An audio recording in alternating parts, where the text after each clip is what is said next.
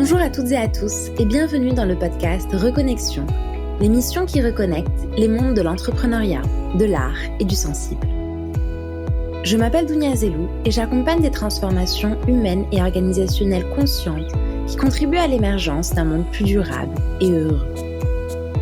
L'intention du podcast Reconnexion est de permettre à la nouvelle génération d'entrepreneurs, de changemakers, d'artistes et de guérisseurs de trouver leur juste place grâce à l'ouverture de nouveaux flux entre les mondes de l'entrepreneuriat, de l'art et du sensible. Pour ce faire, j'ai l'honneur de recevoir tous les vendredis un invité extraordinaire pour un échange multidimensionnel sur la reconnexion à soi, aux autres et à la nature. Merci à vous de nous rejoindre et très belle écoute. Bonjour à toutes et à tous et bienvenue dans ce nouvel épisode du podcast Reconnexion. Croire en ses rêves, c'est important pour trouver l'énergie d'avancer et pour reprendre les mots de mon invité, déplacer des montagnes. Aujourd'hui, j'ai la joie de recevoir Isabelle Layer pour parler de ses rêves, comment y croire et comment les rendre réalité. Isabelle est journaliste culture à France Télévisions, artiste, podcasteuse, coach et conférencière. Elle partage ses multiples facettes avec passion et son but est de diffuser le plus largement possible l'idée que croire en soi et en ses rêves rend tout possible et nous offre les clés de notre propre bonheur. Elle a également publié récemment le livre « Je deviens l'artiste de ma vie » aux éditions Erol, dans lequel elle partage 12 clés pour ouvrir un nouveau champ des possibles et réaliser ses rêves. Isabelle, bienvenue parmi nous. Bonjour Dounia, bonjour à tous, merci pour cette jolie présentation. Avec grand plaisir. Merci à toi d'être avec nous aujourd'hui pour parler de ce sujet qui nous concerne tous, s'autoriser à rêver et à rendre ses rêves réalité. Mais oui, on n'a qu'une vie, qu'est-ce qu'on en fait? Allons-y, c'est notre vie, on a le droit. On a le droit. Alors, est-ce que tu peux nous dire comment tu en es arrivée à écrire ce livre « Je deviens l'artiste de ma vie » ? En fait, c'est moi, croire en mes rêves a vraiment changé ma vie. Quand j'étais petite, ma réalité n'était pas très fun et du coup, j'ai trouvé une idée, c'est d'avoir des rêves. Je m'y suis accrochée fermement contre vents et marées et depuis toute petite, je travaille en direction de ces rêves, à essayer de comprendre comment on fait, à apprendre tout ce que j'ai besoin d'apprendre et de fil en aiguille, je l'ai fait pour moi. Puis j'ai commencé à accompagner les gens déjà juste en tant qu'amie. Puis je me suis dit non mais j'ai une responsabilité, donc j'ai fait des études de coaching puisque j'avais conscience, m'intéressant énormément à la psychologie, des phénomènes de transfert, de projection, etc.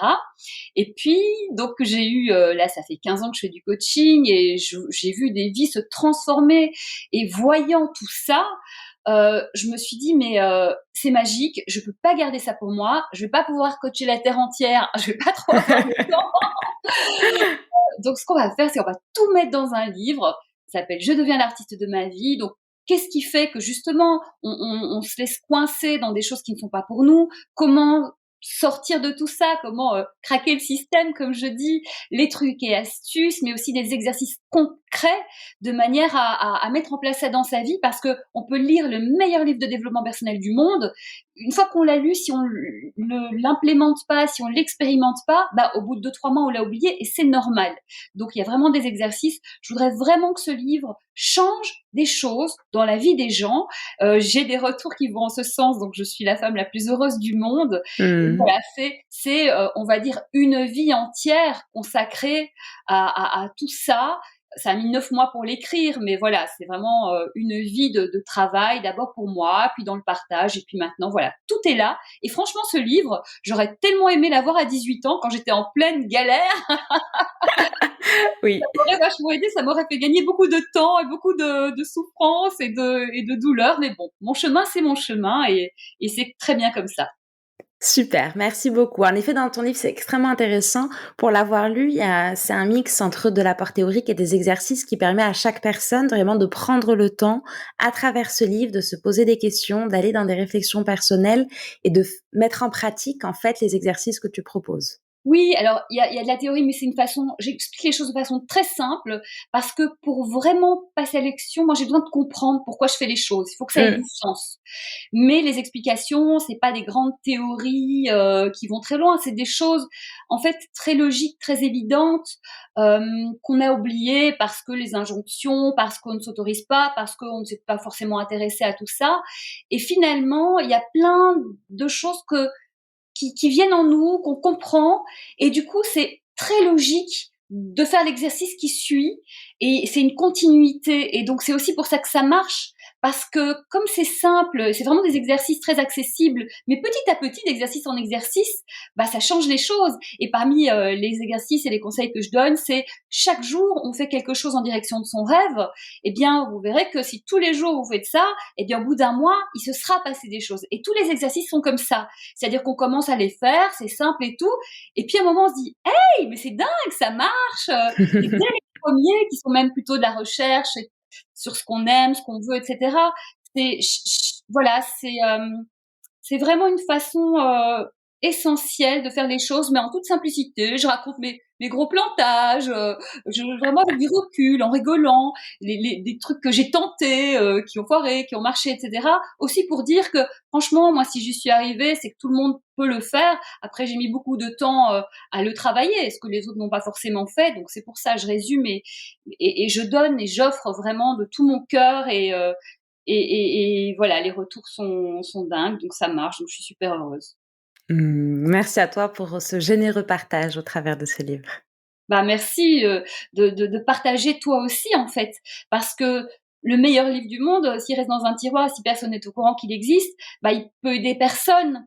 Donc merci de t'y être intéressé, merci de l'avoir aimé, merci d'avoir eu envie de le partager pour que les gens sachent qu'il est là et qu'il peut vraiment aider.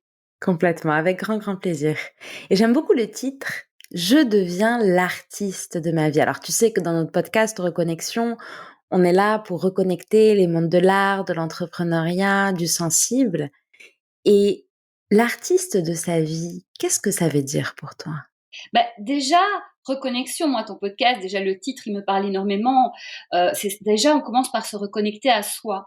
En fait, bon, moi, le mot artiste, je suis journaliste à la télévision, j'interviewe des personnalités artistiques, donc déjà, ça a du sens dans mon univers. Mais au-delà de ça, au-delà aussi du fait que chacun d'entre nous, d'une manière ou d'une autre, est touché par l'art, quel qu'il soit, la musique, l'architecture, la peinture, la poésie, peu importe. Il y a quelque chose en chacun de nous qui vibre là-dedans, enfin voilà. Mmh. Mais au-delà de ça, mon idée, c'est que on est l'artiste de notre vie parce que c'est notre œuvre, notre chef-d'œuvre, notre vie. Et c'est à nous d'en faire ce qu'on veut. Et on l'oublie un peu trop souvent parce qu'on parle de ces injonctions qui sont il faut être parfait, il faut être conforme, il faut, à un moment c'était être riche, être directeur de je ne sais pas quoi, avoir des signes extérieurs de richesse, de réussite.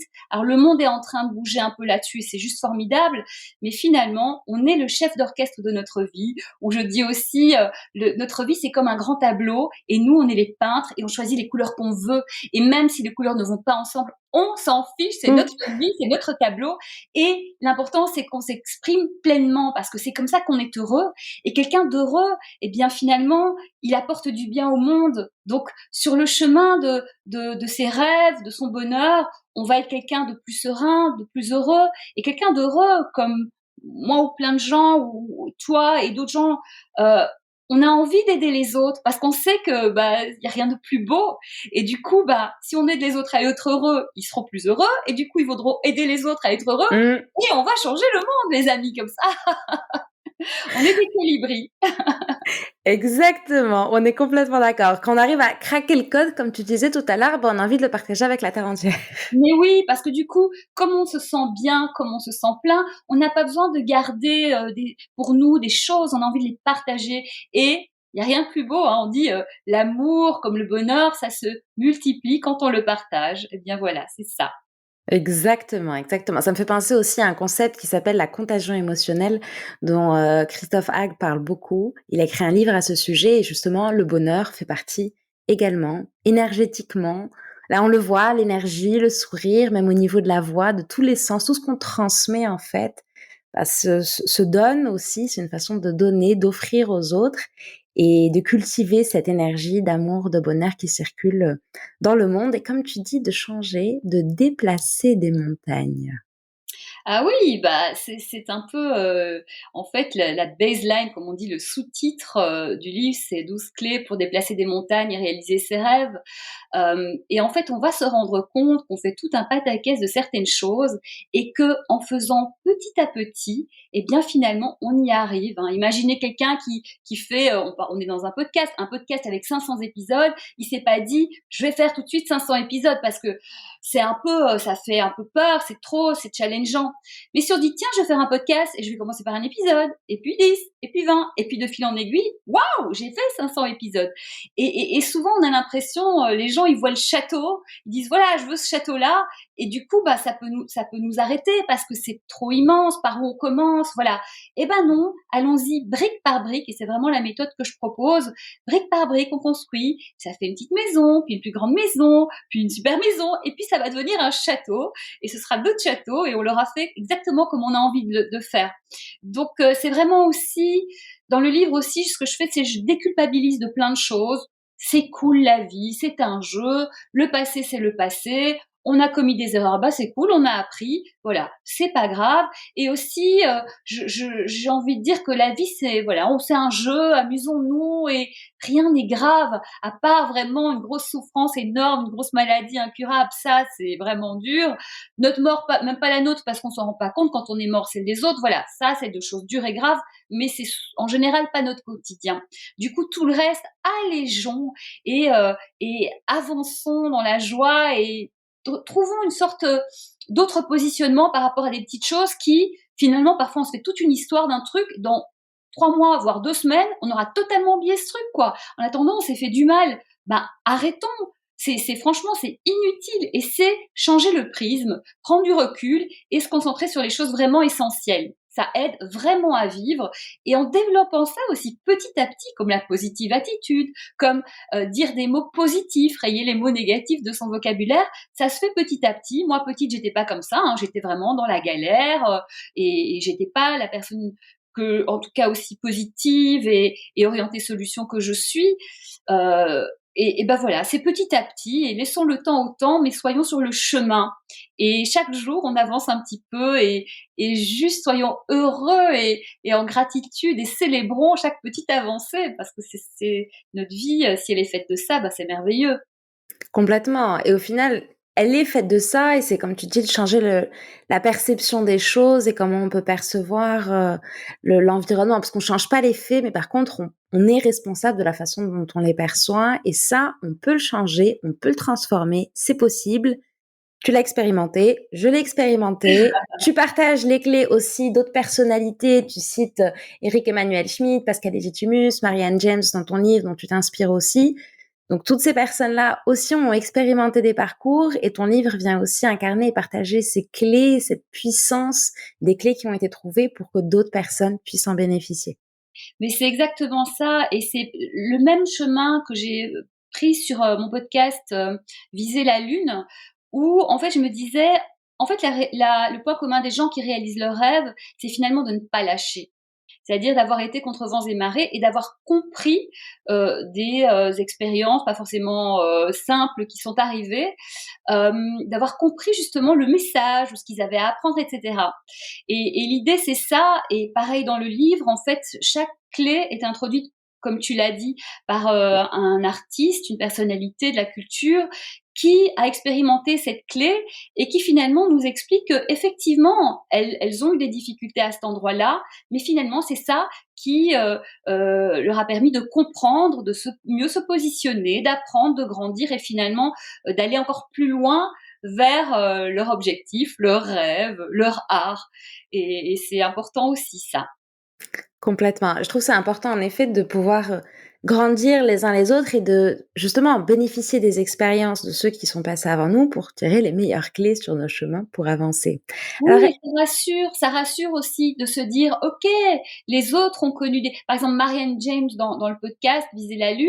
Franchement, Marianne James, on croit que c'est une diva, que tout est simple, etc. Et ben, quand on écoute, mais déjà, ça rend justice à cette femme qui a eu un courage de dingue, qui a lâché des choses, où elle était dans la gloire, juste parce que c'était plus le moment pour elle, avec rien derrière. Donc, finalement, on se rend compte on croit que tout est facile pour les autres et que pour nous, c'est toujours galère. Et donc, l'idée, c'est de se dire, en fait, non, la vie, c'est ça. Il y a des complications, il y a des choses plus difficiles, moins difficiles, mais peut avoir du sens. Et trouvons ce sens-là et faisons de ces problèmes, de ces contraintes, finalement, des cadeaux. Parce que si de ça, on apprend quelque chose et on grandit, ce n'est plus un problème, ça devient un cadeau, ça devient quelque chose qui nous a permis d'avancer. Et c'est possible pour la majorité des choses qui nous arrivent, qu'on considère à la base comme un souci. C'est intéressant de parler en effet de sens par rapport au bonheur, parce que moi, dans ma perception aussi, parfois, quand on assimile le fait d'être H24 heureux, qui est un peu l'objectif qu'on pourrait avoir, même inconscient, et en fait, on peut se perdre ou chercher quelque chose qui en fait n'est pas là. Alors quand on revient à la notion de recherche de sens, avec les hauts et les bas de la vie et le côté émotionnel, avec des up and down qu'on peut tous vivre, et parce que c'est normal aussi, l'être humain est un être émotionnel, on revient avec une autre forme d'accomplissement et de complétude. Et d'ailleurs, dans ton livre, tu abordes la notion de mission de vie. Oui.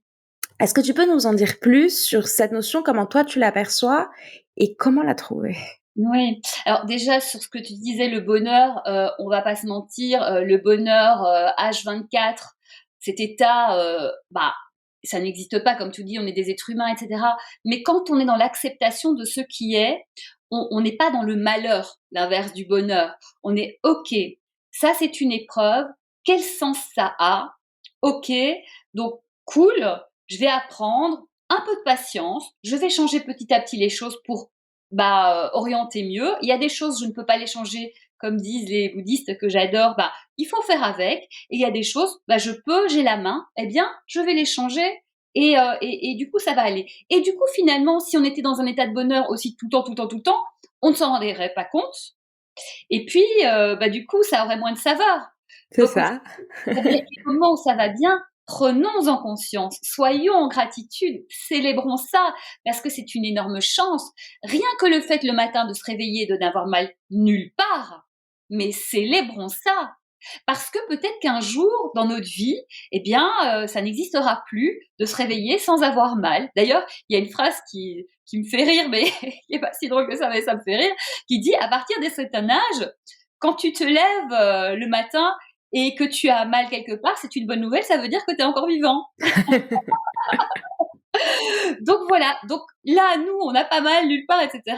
C'est génial, célébrons-le. On se réveille à côté de quelqu'un qu'on aime, c'est génial, célébrons-le. On vit un beau moment, c'est génial, célébrons-le. On l'a bien vu avec la Covid, on l'a bien vu avec la guerre aux frontières de l'Europe. On ne sait pas ce qui peut arriver. Et c'est malheureusement quand on perd quelque chose qu'on se rend compte de la chance qu'on avait. C'est Prévert qui dit: j'ai reconnu le bonheur au bruit qu'il a fait en partant. Essayons de reconnaître le bonheur aujourd'hui, ici et maintenant, et célébrons-le, parce que tout ce qu'on a kiffé, tout ce dont on a profité, il est en nous. On ne pourra pas nous le prendre. Il est en nous. Donc cultivons ça et vivons ça pleinement. Après, pour répondre à ta question sur la mission de vie, alors c'est ma définition. Chacun a le droit d'avoir envie ou pas d'avoir une mission de vie, de choisir ou pas d'avoir une mission de vie. C'est le premier message d'ailleurs du livre, c'est on a le droit de faire ce qu'on veut, c'est notre vie. Déjà, si on retient juste ça, c'est déjà super. Parce que du coup, on est le capitaine du navire. Et qui que ce soit aura un avis sur notre vie. La vie des autres, c'est la vie des autres. Et que ça reste bien ça. Bon, alors, on parle de mission de vie. Pour moi, ce que c'est ce que tu aimes tellement faire, qui te passionne, dans lequel tu te transcendes, dans lequel, quand tu fais ça, tu vois pas le temps passer. T'es dans un état, certains diront c'est même un état d'hypnose, dans un état qui est vraiment, tu te sens bien, t'es heureux, t'es vraiment dans ton bain, dans quelque chose qui te plaît énormément. Et cette chose-là, ça fait aussi du bien aux autres, d'une manière ou d'une autre. Petitement ou grandement, peu importe. Exemple, ça peut être quelqu'un, sa passion, c'est la cuisine et sa mission de vie serait de partager sa cuisine avec sa famille, son entourage et c'est le bonheur. Quelqu'un d'autre, dans une dimension inverse gigantesque, ça peut être un artiste. Son art, c'est sa passion, c'est comme ça qu'il se transcende, qu'il va au-delà de lui-même ou d'elle-même. Et évidemment, sa mission de vie, c'est d'apporter à travers son art quelque chose aux autres. Ça peut être du divertissement, ça peut être du fond, comme un auteur de développement personnel, ça peut être quelque chose qui va nourrir l'âme des gens, importe, peu importe le niveau, peu importe ce que c'est, mais je pense que quand on a ça, c'est-à-dire ce qu'on aime et qui apporte aux autres, on se sent à sa place et on se sent heureux, vraiment complet, parce que on apporte quelque chose. Et ça, je trouve ça magnifique. Ce que toi, tu dois être aussi dans ton travail énergétique et de coach, parce que moi aussi, je suis coach et toi et moi, on le voit quand on accompagne les gens. C'est eux qui font le boulot, mais on est là pour accompagner et qu'on voit que grâce à leur travail et ce qu'ils font, ils déploient leurs ailes et ils changent même physiquement avec le sourire, ils se redressent dans leur posture de semaine en semaine. Oh, mais c'est magnifique, mais quelle récompense de voir ça. On se dit, allez, mon passage dans ce monde, il n'aura pas été inutile. Même si vraiment, pour moi, c'est la personne qu'on coach qui fait le travail. Hein, il faut vraiment avoir beaucoup d'humilité par rapport à ça. Mais voilà, ça fait partie aussi des missions de vie, d'apporter quelque chose, mais sans se sacrifier, sans se faire du mal, en étant dans ce qu'on aime. Ça, c'est très important parce qu'il y a des gens, ils se sacrifient pour aider, mais tout ça, c'est pour être aimé, compenser des choses ou parce qu'ils considèrent qu'ils n'ont pas le droit. Et ça, j'attire vraiment l'attention. Ce n'est pas la mission de vie, c'est autre chose, c'est une compensation. Et donc, c'est pour ça aussi que le début du livre, il est vraiment, et c'est normal, et ça t'a évidemment parlé puisque c'est reconnexion à soi-même, où on va aller faire une enquête dans sa vie, dans ses ressentis, dans ce qu'on a vécu. Aussi même, on va aller chercher autour de nous des réponses grâce à des tas d'exercices parce que les réponses, elles sont en nous et c'est à partir de là, en fait, il n'y a que nous qui sachions au fond, notre cœur, notre âme, ce qui est vraiment bon pour nous et finalement qui nous sommes, ce qui est essentiel et qui nous sommes vraiment comme personne. Qu'est-ce qui t'a amené dans ton chemin à te reconnecter, à tes rêves et à voilà, ce désir profond quelque part de l'intérieur dont tu parles maintenant? Alors il y a 2 choses. Mes rêves, je m'y suis connectée assez tôt, comme je disais petite, en mode survie. J'ai eu cette chance, parce que je suis toujours liée à ça, de savoir très vite que l'artistique, c'était vraiment mon truc. Mmh. Alors j'ai plein de rêves et plein de choses qui me passionnent, mais ça m'a vraiment sauvée et grâce à ça, j'ai vraiment, pu, voilà, avancer parce que c'est aussi, c'est important justement de cette reconnexion parce que si on ne sait pas qui on est, ce qu'on aime, ce qu'on veut, bah, par où on va, on ne sait pas. Donc du coup, c'est très important d'avoir. Donc cette chance-là petite, je l'ai su. Intrinsèquement, c'était une évidence. Et pourtant, dans ma famille, personne ne faisait rien d'artistique. Donc c'est vraiment quelque chose qui a émané de moi. Donc j'ai entendu ça. Donc ça, c'est une chance énorme. Et puis, ça a mis beaucoup de temps pour vraiment me connecter, ressentir des tas d'autres endroits en moi. Il y a eu pas mal de choses, mais il y a eu une chose, à un moment, c'est, j'étais en relation avec quelqu'un et qui vivait pas à Paris et en fait, donc on se parlait beaucoup par téléphone et un jour, en fait, je raccrochais et j'avais une sensation qui était bizarre, mais que je n'avais pas conscientisée. Et un jour, on passe toute une conversation, mais je crois à 95% on parle de lui, ou 92% on parle de lui, 6% on parle de lui, et à un moment, il me fait «Et toi?» Et je lui réponds, et en fait, je ressens qu'il n'écoute pas du tout, il fait ça par politesse. Et là, je me dis: «Bah, en fait, il s'en fout complètement de moi, il est amoureux de l'amour, il est amoureux de la relation et du film qui s'est fait». Et je raccroche, et cette fois-là, je ressens la sensation que j'ai d'habitude, mais que j'avais pas conscientisée, mais en plus fort. Et là, je prends conscience qu'en fait, effectivement, il n'est pas amoureux de moi. Il croit, et en toute sincérité en plus, il croyait l'être, mais pas du tout. Il avait un projet de vie, il cherchait une figurante dans son film hollywoodien. Et c'est tombé sur moi. Et du coup, je me suis dit, hey, mais cette sensation-là que je ressens plus fort, je l'ai sentie en fait en raccrochant à chaque fois, mais je n'en avais pas pris conscience. C'est comme cette petite voix qu'on a et on se dit, ah bah oui, je l'avais su, je l'avais senti, mais on n'en avait rien fait. Parce que c'était entre la conscience et l'inconscience, et parce qu'on l'a pas fait grandir, et parce qu'on l'a laissé passer. Et plein de petites expériences comme ça, mais celle-là a été assez majeure, j'avoue, m'ont permis de comprendre qu'on sentait tout, mais que juste, on ne traduisait pas. Et donc, du coup, j'ai été très, très, très à l'écoute. Et vraiment, vous qui écoutez ce podcast, essayez d'être vraiment à l'écoute de ces petites sensations, de cette voix, cette fameuse voix, parce que c'est la vérité pour nous. C'est vraiment, elle sait mieux que nous, parce qu'elle n'est pas, elle, empêchée par notre tête, ce qu'on a appris, ce qui nous arrange ou ce qui nous arrange pas. Parce que peut-être que je n'ai pas écouté cette voix au préalable ou cette sensation, parce que ça m'arrangeait pas de me dire ah ben en fait ce gars il est pas pour moi, il faut que j'arrête en fait. Peut-être que ça m'arrangeait pas. Et du coup en fait bah non, parce que la vérité elle est ressortie, un moment ou à un autre elle sort. Donc autant écouter cette voix et faire face à ce qui est, parce que ça nous rendra service, ça va nous faire gagner du temps et ça va nous éviter de nous emmener dans des choses encore pires. Et voilà, et faire face à ce qui est, c'est pas grave parce qu'il faut vraiment considérer ça comme une aide majeure et ça nous arrange pas là, mais c'est vraiment beaucoup mieux pour nous. Donc il faut l'accepter. Vraiment, c'est un cadeau aussi. Complètement. Prendre le temps de, justement, comme tu disais tout à l'heure, de, quand j'ai raccroché, prendre le temps de voir ce qui se passe en toi, prendre le temps, donc vous qui nous écoutez, d'identifier s'il y a des émotions, des ressentis, parfois juste ce temps pour soi, en fait, s'autoriser à le prendre et prendre du recul par rapport à la situation, même a posteriori, pour comprendre les messages qui nous sont envoyés, soit par la petite voix intérieure, soit par le corps, parce que ça a un sens.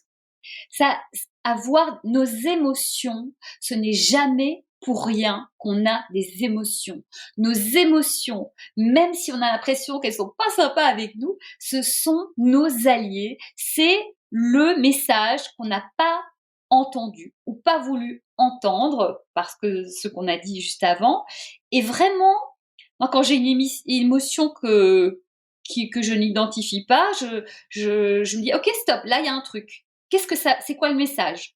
Et merci parce que j'avais pas vu ou parce que il y a quelque chose à réaligner. Aussi, parfois, on est sur une vie qui nous va super bien. Et puis on commence à avoir des émotions un peu, tiens, c'est bizarre. Bah, ça veut peut-être dire que, ok, on a évolué et que peut-être il faut du coup faire évoluer notre vie parallèlement et changer des choses ou changer. Parfois, c'est pas majeur, hein, mais mettons-nous à jour aussi à chaque fois et ces émotions ne les laissons pas de côté parce que c'est petit au début, puis de plus en plus grand. Et d'ailleurs, à un moment, quand on n'arrive vraiment pas à les écouter, malgré le fait qu'elles soient grandes, ça se transforme physiquement et parfois ça peut mener à une maladie puisque le mal a dit et c'est la seule façon dont notre âme, notre intériorité a de nous dire coucou, il y a un truc qui va pas, il faut que tu changes quelque chose. Tu veux pas l'entendre par les émotions, bon je vais frapper plus fort et de plus en plus fort. Donc c'est pour ça aussi que je fais très attention à mes émotions parce que je veux pas être malade. Et c'est vraiment pas rien. Et les fois où j'ai eu des petits accidents, etc., j'ai toujours relié ça avec quelque chose que bon, j'ai pas voulu écouter, ou je me suis dit non mais ça va passer. Eh ben non, c'est pas passé. Voilà. On est d'accord, c'est pareil pour moi, c'est pareil pour moi. Donc ça revient, la répétition de schéma quelque part jusqu'à ce qu'on l'écoute et quand on en prend conscience, c'est plus confortable et parfois ça peut devenir un peu inconfortable. Ouais, ben voilà, c'est pas pour rien. Donc c'est vraiment des alliés. Ne les rejetons pas. Écoutons ce qu'elles ont à nous dire. Faisons parfois une petite enquête, hein, parce que parfois c'est pas forcément évident, mais c'est pas rien. Et puis un super livre. Je crois que c'est Michel Odoul qui a écrit ça, qui explique, dis-moi où tu as mal, je te dirai ce que tu as, et qui décrypte aussi, tiens, j'ai mal au genou, bah genou c'est plié, est-ce que, enfin voilà, il y a vraiment qui expliquent par rapport aux zones du corps, tiens ça veut dire quelque chose, c'est toujours intéressant aussi de jeter un œil. Après, voilà, à nous de voir si ça nous parle ou pas, mais c'est pour notre petite enquête, ça peut être intéressant. Merci pour ce partage. Avec plaisir. Ah, Isabelle, tu es artiste, podcasteuse, journaliste, coach, conférencière. On reconnaît le côté slasheuse, comme on dit aujourd'hui. Comment est-ce que tu parviens à suivre tous ces rêves dans des domaines si différents et les nourrir et les cultiver? Alors déjà, je suis assez bien organisée, même très, très bien organisée, ça aide. Après, je fais pas toujours tout en même temps. En fait, je suis le flow. j'ai des flots qui me viennent. Je ne sais pas toujours pourquoi je fais les choses, mais je les fais parce que je sens qu'il faut que je les fasse. Exemple, le podcast Viser la Lune, fin 2019, je commence vraiment à m'intéresser au podcast, je trouve ça génial, passionnant, intéressant. Je suis déjà, évidemment, depuis quelques années, journaliste à France Télévisions où j'interviewe des personnalités, où j'ai en général 8 à 10 minutes et où parfois je suis là, ouais, mais là, je voulais trop poser cette question-là. Et puis, étant dans le développement personnel, il y a des questions que je peux pas poser sur une interview, sur un spectacle, etc. C'est pas le lieu. Et donc, j'avais ce petit endroit en moi qui disait, j'aimerais bien aller dans le fond des choses, aller dans l'humain qui me passionne et le chemin des gens, ça me passionne aussi, comment ils ont fait, comment ils ont dépassé des difficultés, de quoi est fait chaque personne me passionne profondément. Et je me suis dit, voilà, je vais faire un podcast. Donc, vacances de Noël 2019, 2 semaines, je travaille, mais presque jour et nuit. C'est quoi un podcast? Comment on fait? Quelle est la technique? Je lis 1000 articles, j'écoute des podcasts qui m'expliquent comment on fait des podcasts. Okay. Fin des vacances, je sais tout sur le podcast ou presque. Je cale un rendez-vous justement avec Marianne James parce que l'idée aussi c'est de se dire si on se dit ouais on va faire et qu'on prend pas de rendez-vous, on repousse. Donc je prends mon rendez-vous et de là voilà je commence à faire ce podcast et voilà là j'ai suivi le flow et puis ça a été une super aventure. Le podcast est toujours disponible. Et en fait, l'idée, c'est de suivre le flow du moment. Pareil, le spectacle. J'étais à fond sur le spectacle. Du coup, j'ai un peu réduit les coachings. Enfin, vraiment, c'est en fonction de ce qui vient. Donc, pendant le confinement, je me suis dit, OK, ça faisait longtemps que je pensais faire une conférence. Et je me suis dit, bon, là, vraiment, j'étais en soutien psychologique, sauvetage sur plein de gens qui étaient en souffrance. Et des gens qui n'avaient pas forcément de problème, mais qui absorbaient tout ce qu'ils entendaient, toutes les peurs, tout ce que disaient les chaînes d'infos en continu et avec des choses. Alors, je suis sur une chaîne d'infos, mais c'est très intéressant. Il faut aussi parfois se protéger, avoir une écologie personnelle et de mettre des limites. Et c'est très important de s'informer. Mais voilà, il y a des moments où il faut se respecter et mettre des limites. Et du coup, je me suis dit, OK, là, je sens trop de difficultés, etc. Il est temps pour moi de faire cette conférence qui est complémentaire au livre, qui explique un peu qu'est-ce qui fait que, puisque c'est notre vie, qu'est-ce qui nous empêche de la vivre pleinement, puisque quasiment 80% des gens ne vivent pas la vie à laquelle ils aspirent. C'est quand même bizarre, c'est notre vie. Donc, qu'est-ce qui fait que c'est comme ça? Comment craquer le système de nouveau? C'est quoi le secret des gens qui réalisent leurs rêves? Et comment finalement, ce que j'ai dit un peu tout à l'heure, en allant vers nos rêves, on change un peu le monde. Et donc ça, c'est vraiment une conférence que j'ai faite là, en suivant ce flow. Et c'est fou, c'est en développement personnel, on dit, quand quelque chose est juste pour toi, que tu le fais pour les bonnes raisons. Moi, c'est jamais des histoires d'argent, de gloire, d'ego, etc. C'est vraiment de passion. Eh bien, dans le développement personnel, on dit quand tu vas sur ce chemin juste pour toi, l'univers entier va conspirer à t'aider. Et je me suis dit, OK, tout l'été, donc c'était 2020, je vais commencer à écrire, préparer cette conférence et j'aimerais qu'en octobre-novembre pouvoir la tester.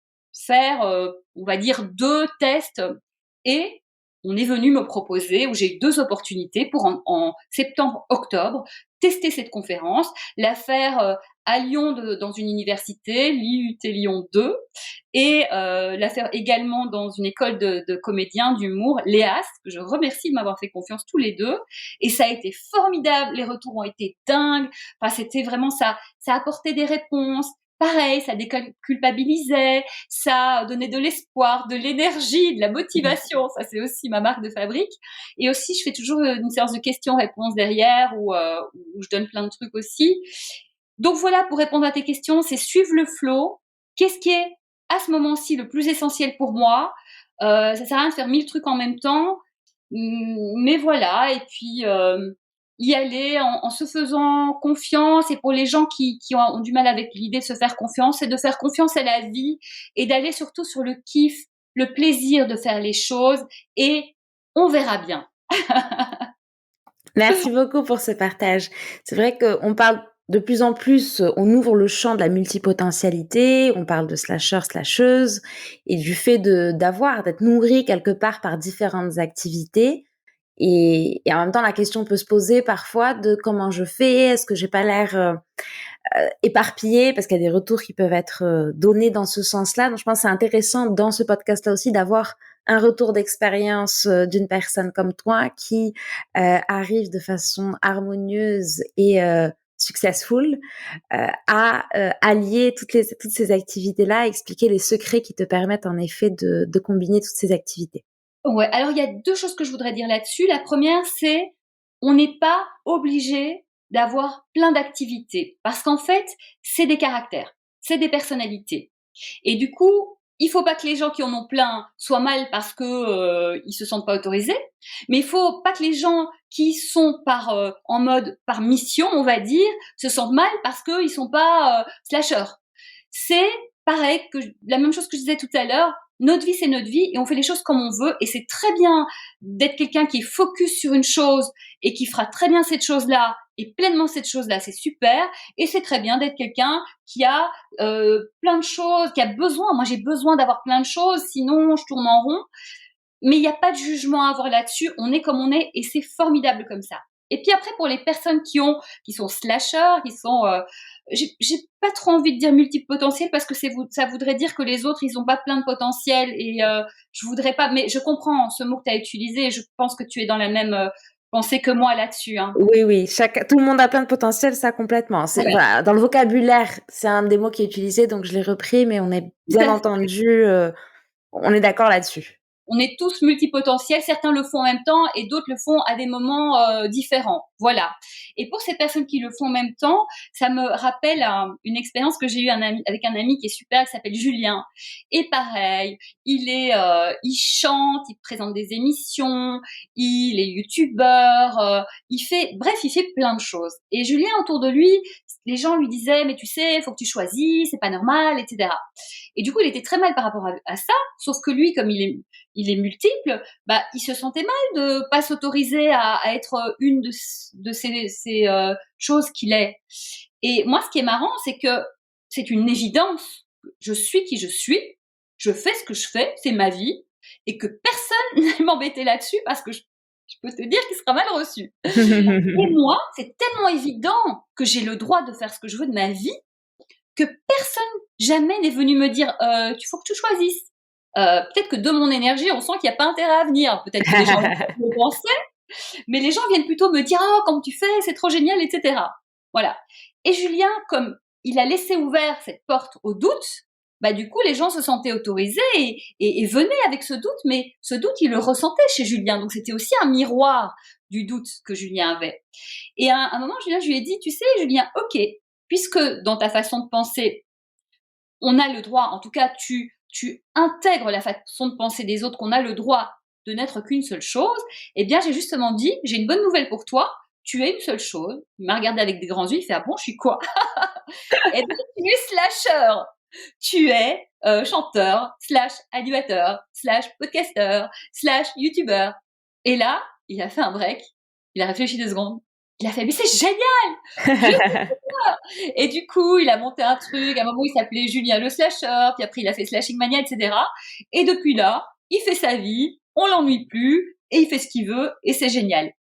Donc voilà, c'est aussi s'autoriser, hein. Après, si c'est une évidence que vous avez le droit de faire ce que vous voulez, bah les gens ils viendront pas trop, laissez pas dire les gens et puis voilà. Et puis en plus la chance qu'on a aujourd'hui, nous ces personnes qui faisons plein de choses, c'est que finalement il y a de plus en plus de personnes qui s'y autorisent et que du coup des exemples il y en a de plus en plus, donc ça va devenir de plus en plus normal et nous contribuons toi, comme moi, comme plein d'autres gens, à ce que ça devienne normal. Donc, vous en faites pas. Et si vous êtes comme nous, eh bien, venez avec nous dans l'équipe à contribuer à ce que ça devienne normal. Voilà.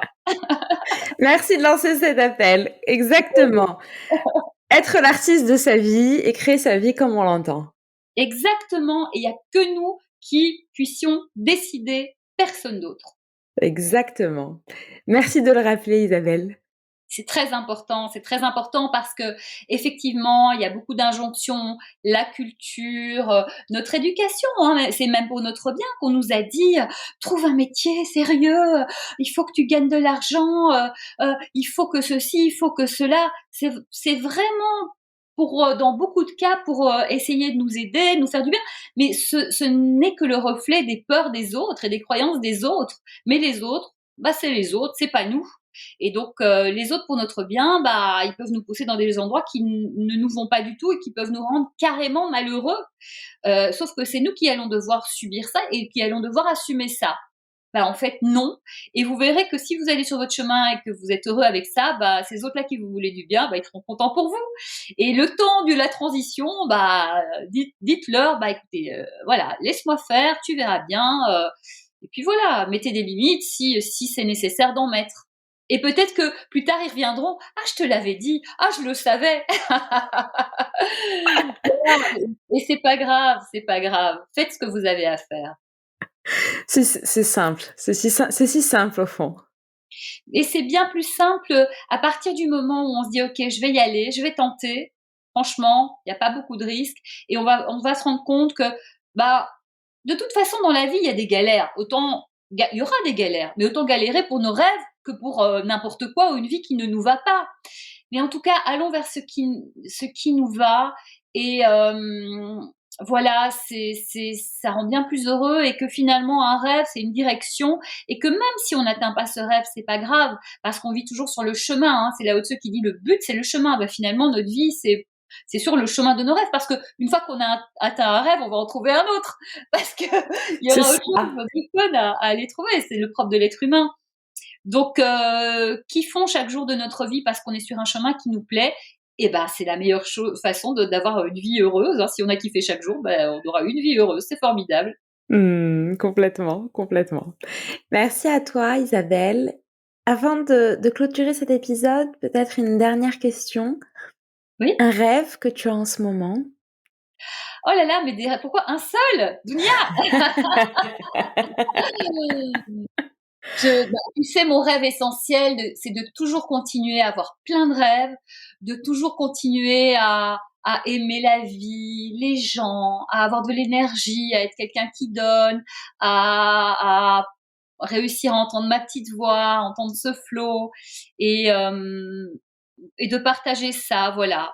Je pense que déjà, si je continue sur ce chemin-là, d'être en bonne santé pour pouvoir le faire de manière bien libre et légère et si je peux garder ça finalement qui mène à tous les rêves du monde et d'être libre la plus libre possible dans ma tête comme Diego c'est voilà c'est ce qui peut arriver de mieux et évidemment que ça puisse du coup rayonner sur les autres et apporter aussi aux autres tout ça quoi. Merci beaucoup. Et c'est le cas d'ailleurs à travers ton livre « Je deviens l'artiste de ma vie ».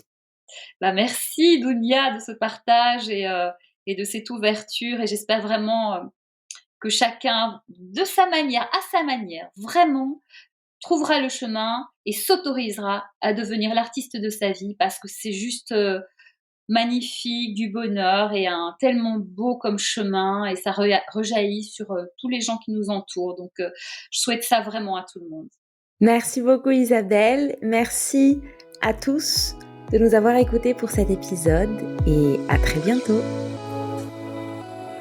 Qu'est-ce que cet épisode vous a apporté ? Si l'exercice vous appelle, je vous invite à mettre cet audio sur pause et à prendre un temps pour noter ce qui vous vient à l'esprit. Merci à vous d'avoir écouté le podcast Reconnexion, l'émission qui reconnecte les mondes de l'entrepreneuriat, de l'art et du sensible. Si vous souhaitez rejoindre notre tribu, partager vos impressions ou aider notre podcast, je vous invite à aller sur notre site web www.reconnexion.podcast.com. Vous aurez un aperçu des différents moyens que nous proposons pour co-créer ensemble et continuer à faire grandir notre podcast. Si vous pensez que cet épisode peut être utile à quelqu'un autour de vous, n'hésitez pas à en parler et à le partager. Et si vous pensez qu'il vous a été utile d'une manière ou d'une autre, n'oubliez pas de nous laisser une note et un commentaire. Merci encore et rendez-vous au prochain épisode.